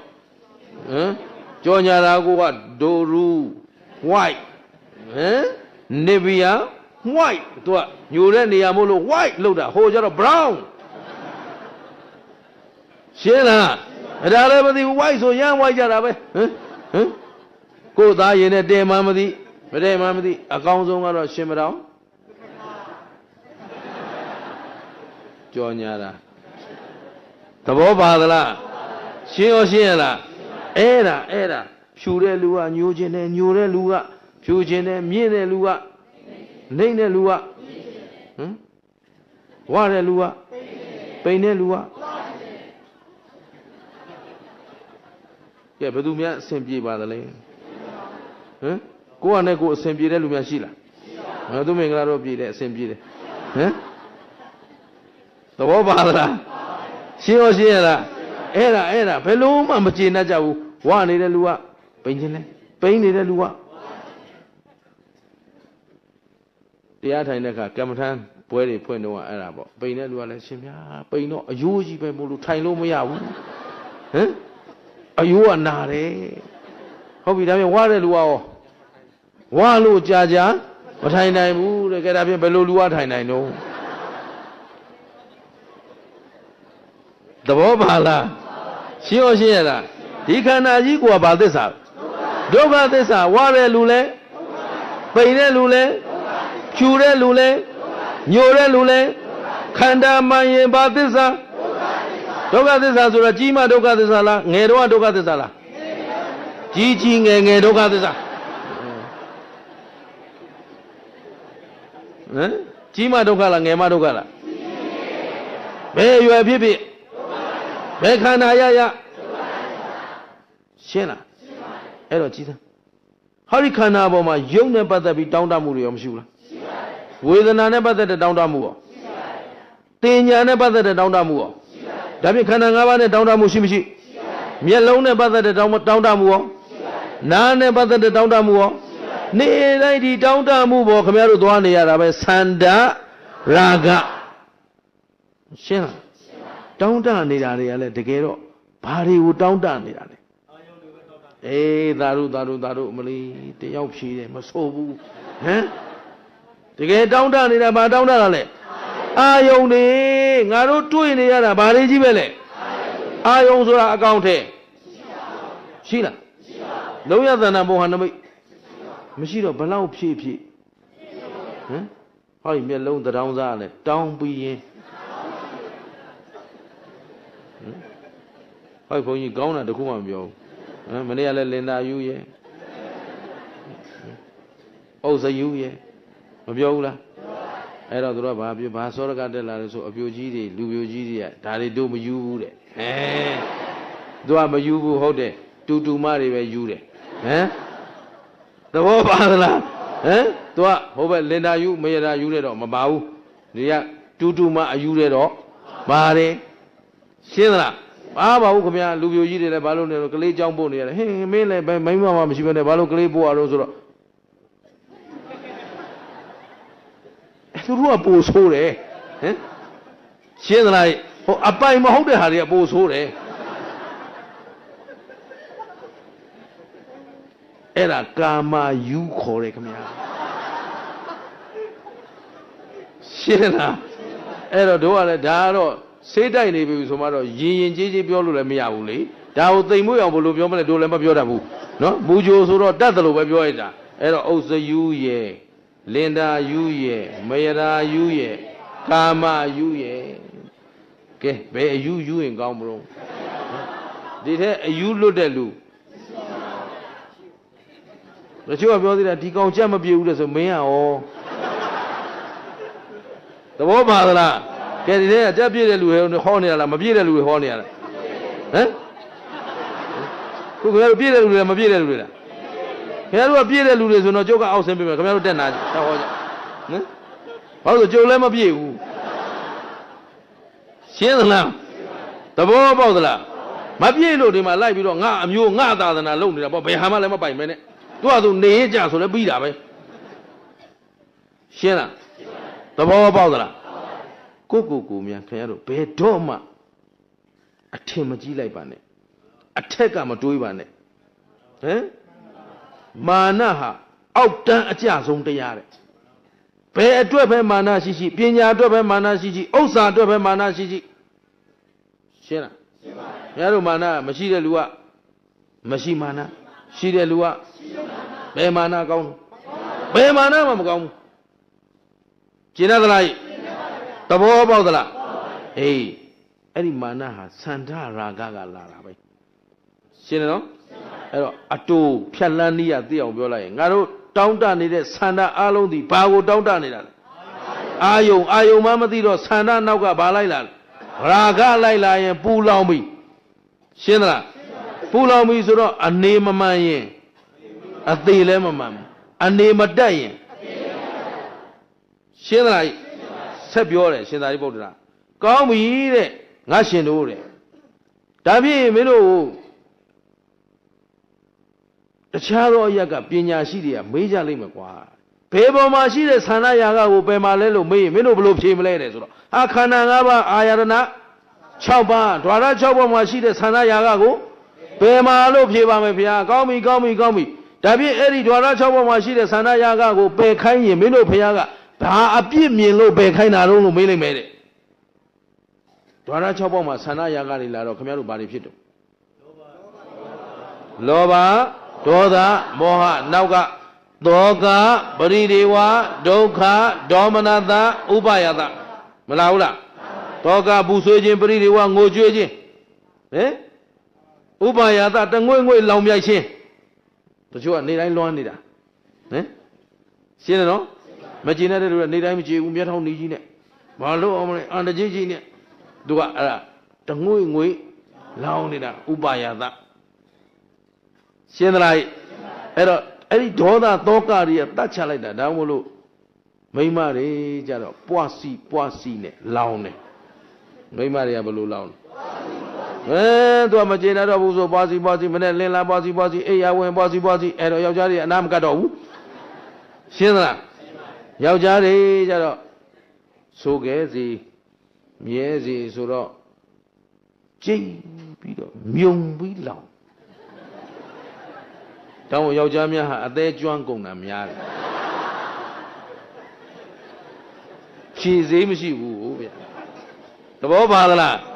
ငါတို့ကမပြောရင်ငါမပြောချင်ကွာမင်းသားမင်းမကြည့်ပြောသားသူကဟိုတို့ပေးတာပြီးရင်သူကနေနိုင်သလားဆိုတော့မနေနိုင်ဘူးပူနေတာမင်းသားမလာသေးဘူးလားမင်းသမီးမလာသေးဘူးလားသားတွေသမီးတွေလာတော့မပြောတော့ဘာမပြောရှင်းလားအဲ့တော့ယောက်ျားတွေကမြုံပြီးတော့လောင်တယ်မိန်းမတွေကပွားစီနဲ့လောင်တယ်ကဲဘယ်လိုလောင်ကြမလဲသဘောပါသလားအဲ့တော့ယောက်ျားတွေကတော့မြုံပြီးသွားမှာသူကမိန်းမတွေကကျင်သလားအဲ့ဒီမှာအရှင်ဘုရားတဲ့တပည့်တော်တို့ဓွာရ6ပေါက်ပေါ်မှာမေ့လျော့ပေါ့ဆပြီးသတိမရှိလို့ဆန္ဒရာဂများလာခဲ့ရင်နောက်ကတောကပရိဒေဝစိုးရင်ခြင်းပူဆွေးခြင်းငိုကြွေးခြင်းဆိုပြင်းစွာလောင်မြိုက်ခြင်းဆိုတဲ့ပင်ပန်းခြင်းဆင်းရဲခြင်းတရားတွေကိုအပြစ်ကိုမြင်လို့ဟုတ်ပြီနော်ဆန္ဒရာဂလာရင်ချမ်းသာခြင်းကိုပေးမှလားဆင်းရဲခြင်းကိုပေးမှလားအေးချမ်းခြင်းကိုပေးမှလားလောင်မြိုက်ခြင်းကိုပေးမှလားလောင်ပြီးရင်ကျင်ရသလားဒီနေ့အဲ့ဒီလောင်မြိုက်ချက်ကြောင့်ခင်ဗျားတို့တက်တန်းနေလဲတိုးလာတယ်ယောဂါတွေလည်းများလာစိုးရိမ်ပူပန်ရတာတွေများလာဟုတ်ဗျရှင်းသလားခုခေတ်ကတော့နေမြင်ညပြောင်းတိတ်ညံတဲ့ခေတ်သွားရေးလာရေးမှာဟိုးတော့ဦးဇင်းတို့တောင်ကြီးငယ်ငယ်တုန်းက6တန်းကျောင်းသားဘဝတောင်ကြီးတက်လာတော့ မန္တလေးကနေယထာစီလာရတယ်သာစီမှာတညအိပ်ရတယ်သာစီကနေရန်ကုန်ယထာစောင့်ပြီးတခါဒီဘက်ပြန်တက်လာတယ်တနေ့ကုန်တညလုံးစီးရတယ်အဲ့ဒါပြီးတော့မှနောက်တနေ့ရွှေညောင်ကနေတောင်ကြီးကိုတက်ဆိုအကြာကြီးလာတိတ်ကြတယ်ခုတော့မြန်မြန်ရောက်တော့မြန်မြန်သေးတာပေါ့သဘောပါလားအခုခေတ်ကအုံတိုင်းနဲ့တချင်းဆိုတာလဲမြန်မြန်ဆိုရတယ်ရှင်းတယ်နော်ဘာလို့ဆိုတော့ तू ကအချိန်မမီလိုက်မှာဆိုလို့ဟိုတော့အေးအေးဆေးဆေးခံစားခြင်းရတယ်အခုတော့အေးဆေးမဟုတ်ပန်းမြိုင်လဲဆိုရင်တရားမလဲခင်အသက်ထွက်တော့မှာရှင်းသလားအဲ့ဒါယာကတွေအားကြီးလားဘာအားကြီးလားခုတရားတောင်အေးအေးဆေးဆေးဟောလို့မရဘူးတော့ရက်ပါလို့လုပ်နေရပွားစီဟမ်သဘောပါလားဟမ်ဗါတယ်ဒါမှပရိသတ်ကအဆင်ပြေတာလေသံလေးများလျှော့ပြောရင်မှန်ပါဗျာ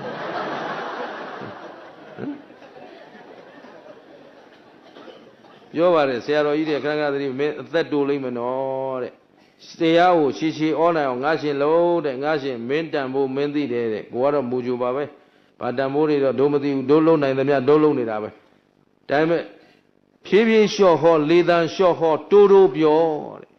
အရှင်ဗျာလို့လေသံလေးလျှော့တိုးတိုးပြောရင်တပည့်တော်မဟောတာကောင်းလိမ့်မယ်ဘာလို့ဒီလူတွေမရဘူးပွားစီသဘောပါသလားဂီတမှပြောင်းလဲလာတာမဟုတ်ဘူးတို့ကဓမ္မလမ်းစဉ်မှာလည်းပြောင်းလဲလာတယ်ဟိုတော့ရက်တောင်လေးချပြီးတော့အမူအရာလေးမပေါ်အောင်တော့မှရက်ထောင်တရားဘုန်းကြီးဆိုတာသွားမမြင်အောင်လို့ကြွယ်ဟောရတာခုတော့မရဘူးဒါတွေလောက်ရ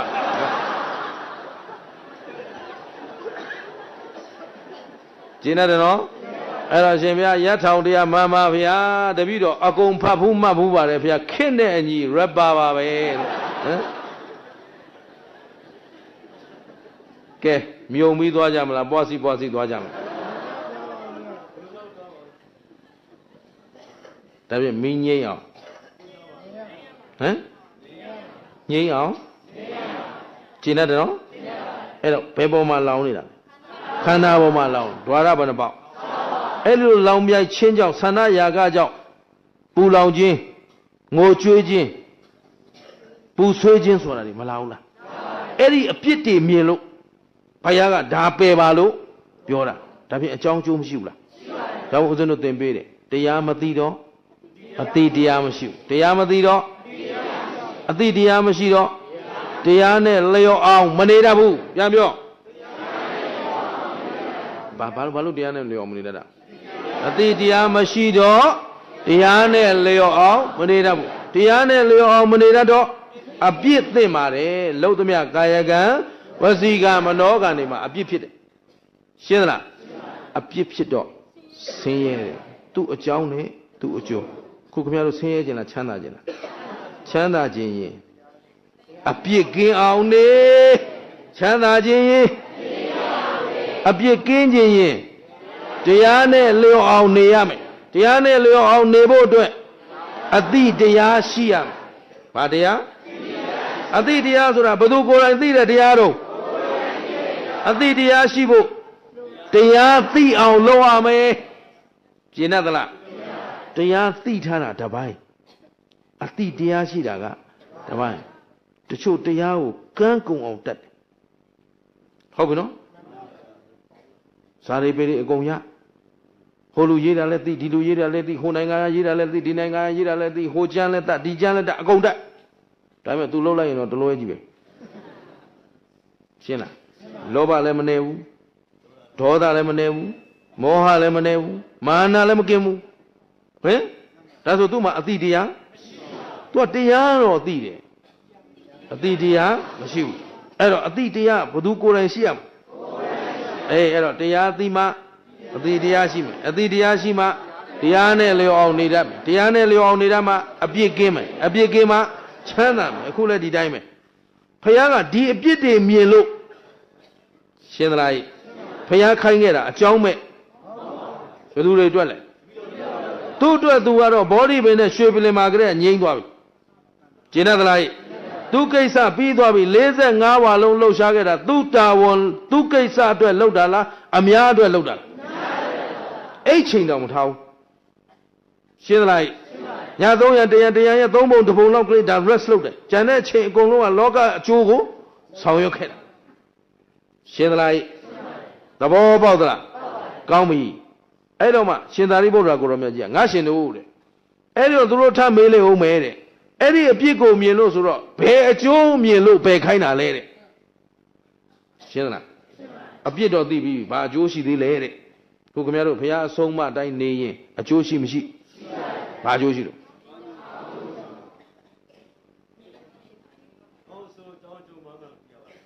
အကောင်းဆိုအကြောင်းကျိုးအမှန်မှန်ကိုသိရတဲ့အတွက်မကောင်းတာလုပ်မှလားကောင်းတာလုပ်မှကောင်းတာလုပ်ရင်အပြစ်ကင်းတယ်အပြစ်ကင်းတော့ငြိမ်းအေးချမ်းသာခြင်းကိုရတယ်ဒါအကျိုးကျေးဇူးမဟုတ်ဘူးလားဘုရားရဲ့ဆုံးမတိုင်းနေရင်ကိုယ့်အတွက်အကျိုးကျေးဇူးရှိမရှိအေးငြိမ်းချမ်းသာခြင်းကိုရနိုင်မရနိုင်မနေတဲ့လူရရမှာလားနေတဲ့လူရရမှာလားကျင်တယ်နော်အဲ့တော့မှဒီမှာသန္နရာဂရှိရင်သောကပရိဒေဝဒုက္ခဒေါမနတမလာဘူးလား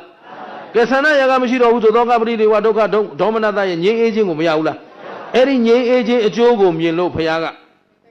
သန္နရာဂကိုပယ်ခိုင်းတာရှင်းလားသဘောပေါက်သလားအဲ့ဒါကြောင့်နော်ငါဖို့ငါမိသားစုနဲ့ငါအတွက်ကြည့်စဉ်းစားနေတဲ့ပုဂ္ဂိုလ်တွေဟာဘုရားအဆုံးအမနဲ့နေတဲ့လူလားအဆုံးအမကိုဆန့်ကျင်တဲ့လူလား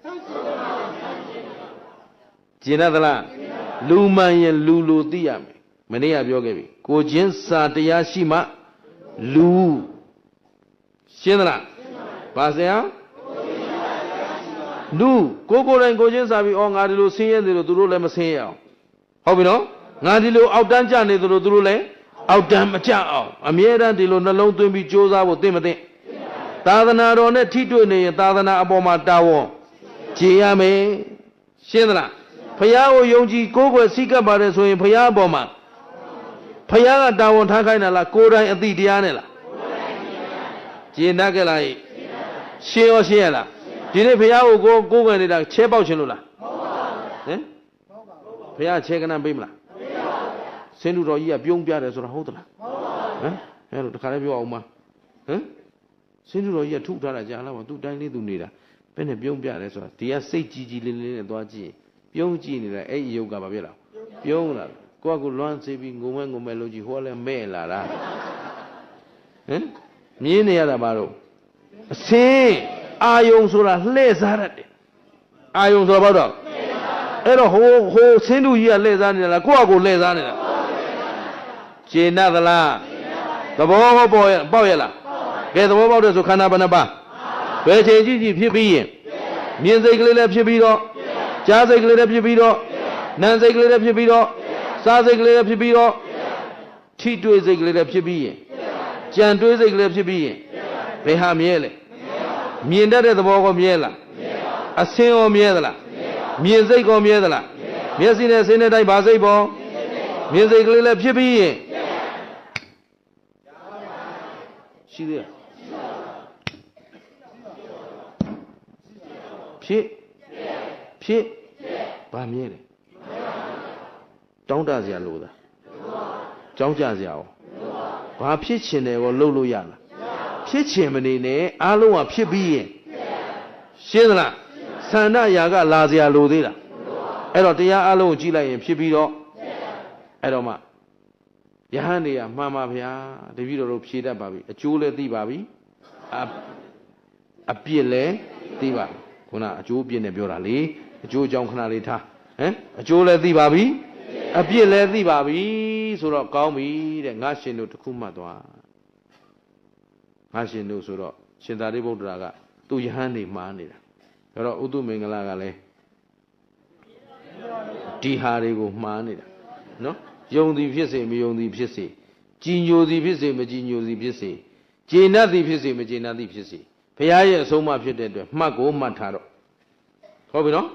ဘုရားရှင်ကိုတော်မြတ်ကြီးကိုစားရှင်သာရိပုတ္တရာပြောလိုက်အာကုသိုလ်လုပ်လို့များချမ်းသာရမယ်ကောင်းကျိုးပေးမယ်ငြိမ်းအေးမယ်ဆိုဘုရားကအာကုသိုလ်ပယ်ဖို့လုံးဝမဟောဘူးကွာရှင်းလားအဲ့တော့ဦးဇင်းတို့အရင် တူကျုံပြောခဲ့တာရှိတယ်မကောင်းတာလုပ်ရင်မကောင်းကျိုးပေးတယ်ကောင်းတာလုပ်ရင်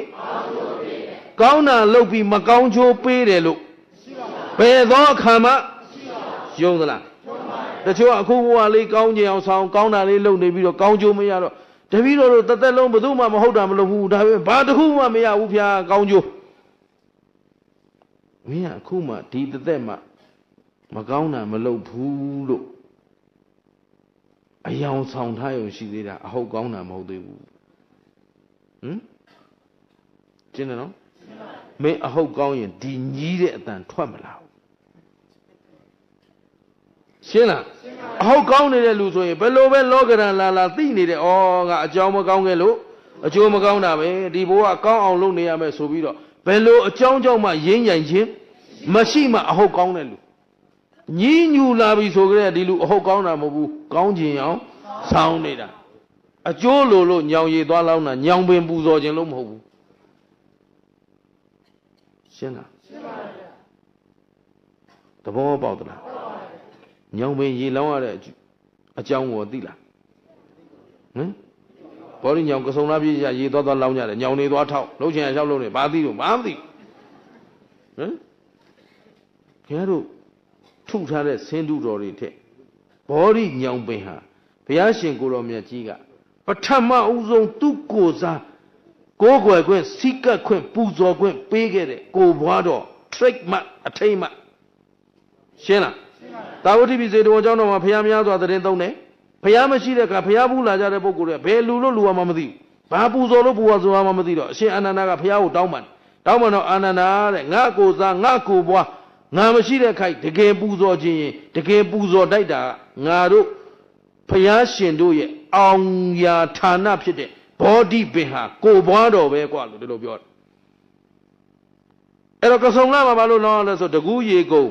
ကဆုံရေကမြေအောက်ထဲရရေကကဆုံမှာခန်းတယ်ဘောဓိပင်ဟာရေတောက်မြစ်ကရေစုပ်เสียမရှိရင်ဒီအပင်သေးမှာဆိုလို့ဘုရားရဲ့ကိုဘွားတော်အဖြစ်နဲ့ဘုရားကိုကျေးဇူးသိပြီးဘုရားရဲ့အောင်မြေဘုရားရှင်ကိုတော်မြတ်ကြီးဒီမှာကိလေသာရန်သူကိုအကျွေးမွဲ့အောင်ပွဲယူခဲ့တဲ့နေရာဘုရားကိုဘွားပဲလို့ဆိုပြီးဒီအပင်လေးမသိအောင်လောင်းတာအဲ့ဒါကိုရေလောင်းတာနည်းနည်းဆူတောင်းတာ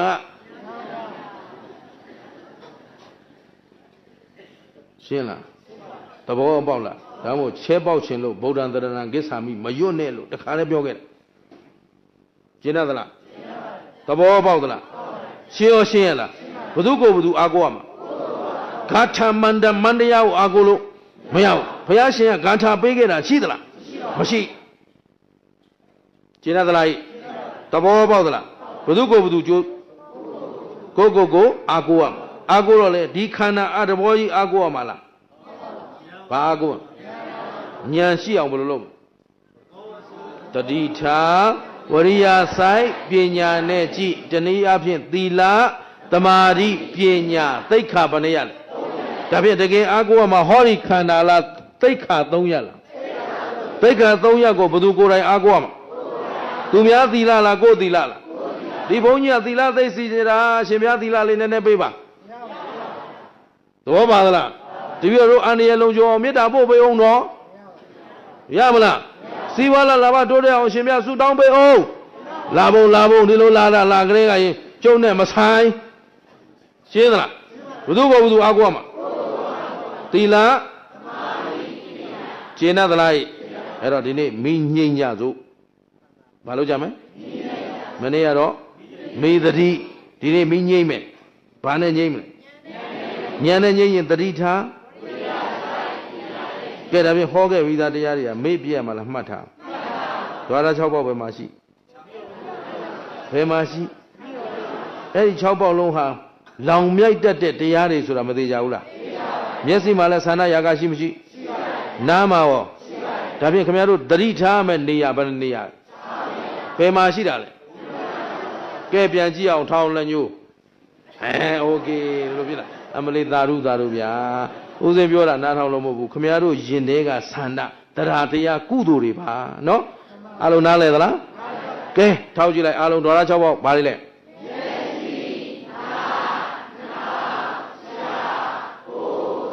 ဟုတ်ပြီအာယုံ6ပါ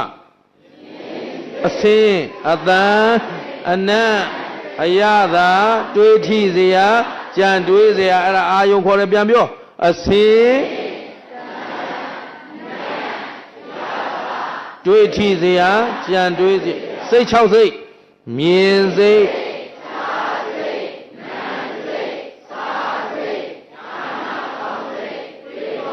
သာဓုပါဗျာအားလုံးရပါပြီအဲ့ဒါတွေကဘယ်မှာဘု து ထံမှာလောင်နေတာလဲကိုယ်ခန္ဓာမှာလောင်နေတာမလားအဲ့တော့မီးလောင်နေတဲ့ဌာနဘယ်နှဌာနအဲ့ဒီ6ဌာနဘာနဲ့ညင်းရမလဲမြင်စိတ်ကဘယ်မှာလောင်မျက်စိမှာလောင်တယ်ကြားစိတ်ကနာစိတ်ကမျက်စိမှာပေါ်တဲ့မြင်စိတ်ဟာဘယ်မှာပြတ်တော့မျက်စိမှာပဲပြတ်တယ်ရှင်းသလားနားမှာပေါ်တဲ့စိတ်ဟာနားမှာပဲပြတ်တော့ဘယ်မှာပေါ်တဲ့နေရာဖြစ်ပြီးတော့ဖြစ်ပြက်ဘာသစ္စာသိတဲ့ဉာဏ်ကမေဃသစ္စာလာလာရင်လောဘဒေါသမောဟတွေလာအောင်မလားလောဘဒေါသမောဟမှမလာရင်နောက်ထပ်လောင်မြိုက်เสียလိုသေးလားမင်းငိမ့်တဲ့နေရာနိဗ္ဗာန်7မင်းငိမ့်တဲ့နေရာရှင်းတယ်နော်7မင်းငိမ့်အောင်ဖျောင်းတိုင်း7တိုင်မထွန်းနဲ့အိမ်မှာမီးလောင်သွားမယ်ရှင်းသလားအမွေးတိုင်း7တိုင်မပူဇော်နဲ့ရှင်းသလားအဲ့လိုပူဇော်နေလို့ငိမ့်ပါလားအားထုတ်မှငိမ့်ပါလားရေဆက်တော့ခွဲဘလောင်းနဲ့ဆောင်းကြီးသွားပြီးဖျားကိုရှင်းသလားသဘောပေါက်သလားဆက်သမီးငိမ့်အောင်ဘာနဲ့ငိမ့်မှရမှာဘာနဲ့ငိမ့်မှရှင်းတတ်သလားအဲ့တော့မီးတွေဘယ်မှာလောင်းနေလဲခန္ဓာမှာဓာရဘဏ္ဍပေါက်မီးလောင်တဲ့နေရာကိုမှတ်မိပြီလားအိမ်ရောက်ရင်မနေ့လင်းတိုင်းဟောတာမီးလောင်တဲ့နေရာတွေနော်သဘောပါသလားဒီနေရာတွေညှိရမှစုပုတ်ထားမလားနဲ့လက်ညှိုးထိုးထားရှင်းသလားသဘောမပေါက်သလားအားလုံးကြည့်တတ်တယ်နော်ဘသူမိဘသူငြိမ်းရမှာသူများငြိမ်းပေးလို့ရသလားဘသူကိုဘသူအားကိုးမယ်ဒါကြောင့်ဘုရားရှင်ကိုတော်မြတ်ကြီးရဲ့ကိုစားရှင်သာရိပုတ္တရာကိုတော်မြတ်ကြီးကကုသိုလ်ကောင်းမှုလုပ်ပြီးမကောင်းကျိုးဖြစ်တယ်ဆိုလဲဘုရားကကောင်းမှုလုပ်ခိုင်းမှမဟုတ်ဘူးတဲ့ဟုတ်ပြီနော်မကောင်းမှုလုပ်လို့ကောင်းကျိုးရတယ်ဆိုလဲမကောင်းမှုကိုရှောင်ခိုင်းမှမဟုတ်ပါဘူးတဲ့ကောင်းမှုလုပ်ရင်ကောင်းကျိုးကိုပဲအေကံရပါတယ်မကောင်းတာလုပ်ရင်မကောင်းကျိုးပဲအေကံရတယ်ဆိုတာလေးမင်းတို့မှတ်သွားကြဆိုပြီးတော့သူ့တပည့်တွေကိုညီတွေကိုမှားလွတ်လိုက်တယ်ရှင်းသလားဒါဆိုရင်မင်းတို့ကြိုက်တဲ့နိုင်ငံကြိုက်တဲ့တိုင်းပြည်ကြိုက်တဲ့နေရာသွားတော့ရှင်းသလားခုလည်းဘယ်နေရာသွားမင်းငိမ့်အောင်သွားရမှာဟုတ်ကဲ့လားဘာငိမ့်အောင်သွားမယ်မင်းငိမ့်အောင်သွားမယ်ဆိုသတိထားဝိရိယဆိုင်ပညာနဲ့ကြည့်ဘယ်သူကိုဘယ်သူကြည့်မှာကိုယ်ကိုကြည့်တော့ခန္ဓာ၅ပါးဖြစ်ပြီးရင်မြင်စိတ်ကလေးလည်းဖြစ်ပြီးတော့ကြားစိတ်ကလေးလည်းဖြစ်ပြီးတော့ဘာမြဲလဲဘာမှမမြဲတဲ့ခန္ဓာကြီးကဘာပိုင်လဲဘာမှမပိုင်မဆိုင်ရင်ဒုက္ခလားဒုက္ခလားဒါဖြင့်ခန္ဓာမှန်ရင်ဘာသစ္စာသိတဲ့ဉာဏ်ကသေတာကနောက်ခန္ဓာမလာတာကသစ္စာဘယ်နှချက်ကဲကဲဆိုသစ္စာ၄ချက်တပြိုင်တည်းကိုက်မှသာလျင်တန်တရားဝတ်တွင်းကလွတ်ကင်းနိုင်မှာဖြစ်တဲ့အတွက်မမေ့မလျော့မပေါ်စားသောတတိမလျှော့သောဇွဲလုံးလလက်ကင်ထားပြီးတော့မင်းငိမ့်ကြစို့လို့တိုက်တွန်းရင်းနဲ့နာကြစို့